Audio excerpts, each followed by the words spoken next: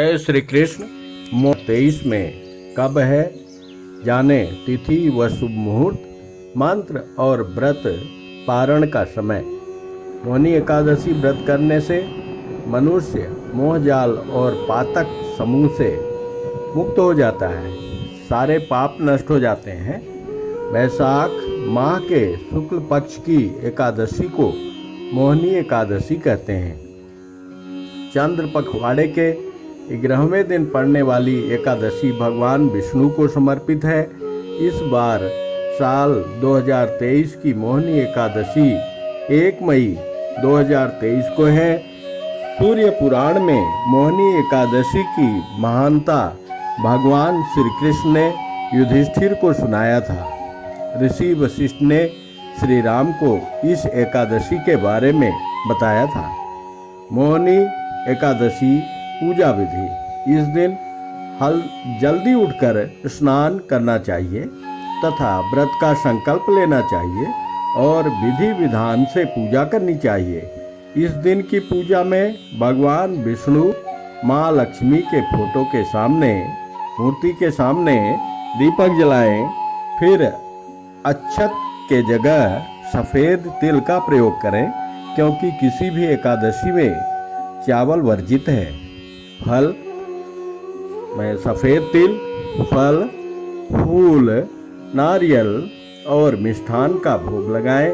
भगवान विष्णु की पूजा में तुलसी के पत्ते को अवश्य सम्मिलित करें। एकादशी के दिन तुलसी के पत्ते को तोड़ना नहीं चाहिए, एक दिन पहले तोड़ के रख लें और उस पत्ते को डाल के भगवान श्री विष्णु को, हरि को अर्पण करें, क्योंकि भगवान बिना तुलसी दल के, तुलसी के पत्ते के भोग ग्रहण नहीं करते।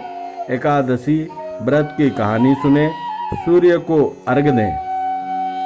मोहिनी एकादशी मंत्र: ओम मोहिनी रूप धारिणे नमः। दूसरा है ओम मोहिनी रूप धारिणे नमः। मोहिनी एकादशी तिथि प्रारंभ 30 अप्रैल 2023 को रात 8:28 से। अगले दिन 1 मई को रात्र 10:09 तक रहेगा। उदया तिथि के अनुसार 1 मई को ही एकादशी का व्रत मनाया जाएगा। 2 मई पारण का समय सुबह 5:40 से 8:19 तक उत्तम रहेगा। पारण के दिन द्वादशी समाप्ति का समय 11:17 तक है, अतः पारण इसके अंदर करना अनिवार्य है, क्योंकि द्वादशी में ही पारण करना उत्तम श्रेष्ठ माना गया है। मोहिनी एकादशी दिन सोमवार 1 मई 2023 को उत्तम फल प्रदान करने वाला है। किसी भी एकादशी पर जो व्रत हैं उनके लिए चावल का प्रयोग पूजा में नहीं करना चाहिए। जो व्रत नहीं है उनको भी चावल या चावल से बने किसी पदार्थ का सेवन, जैसे खीर वगैरह जो भी है, सेवन करना वर्जित किया गया है। कहा जाता है एकादशी व्रत करने पर व्यक्ति के सभी पाप निकलकर भागने लगे। कहीं भी शरण न मिलने पर चावल के खेत में जाकर छिप गए। जब भगवान विष्णु को इस बात का पता चला तो एकादशी के दिन चावल का प्रयोग वर्जित कर दिया और कहते हैं कि उसको जो चावल खाता है एकादशी के दिन, वो समझ लो कीटाणु ग्रहण कर रहा है, रोग ग्रस्त हो जाता है शरीर। अतः पूजा में भी एकादशी के दिन चावल की जगह सफ़ेद तिल का प्रयोग करना उत्तम रहेगा। मोहिनी एकादशी में बन रहे 2 विशेष योग। इस बार एकादशी के दिन पड़ रहे जयप्रद योग से व्रत करने वाले को किसी प्रकार का मानसिक उलझन भ्रमजाल से तुरंत लाभ होगा। वहीं रवि योग से स्वास्थ्य संबंधी सारी समस्याएं ठीक होकर उत्तम स्वास्थ्य व आर्थिक उन्नति प्राप्त होगी। व्रत के दिन सूर्य नारायण को जल जरूर अर्पण करें। ग्रहों के राजा सूर्य भगवान भुवन भास्कर की प्रार्थना प्रतिदिन करना चाहिए। व्रत के दिन करने पर व्यक्ति की आर्थिक एवं शारीरिक और मानसिक सारी परेशानी दूर हो जाती है, उन्नत का मार्ग प्रशस्त हो जाता है। जय श्री कृष्ण, जय श्री हरि।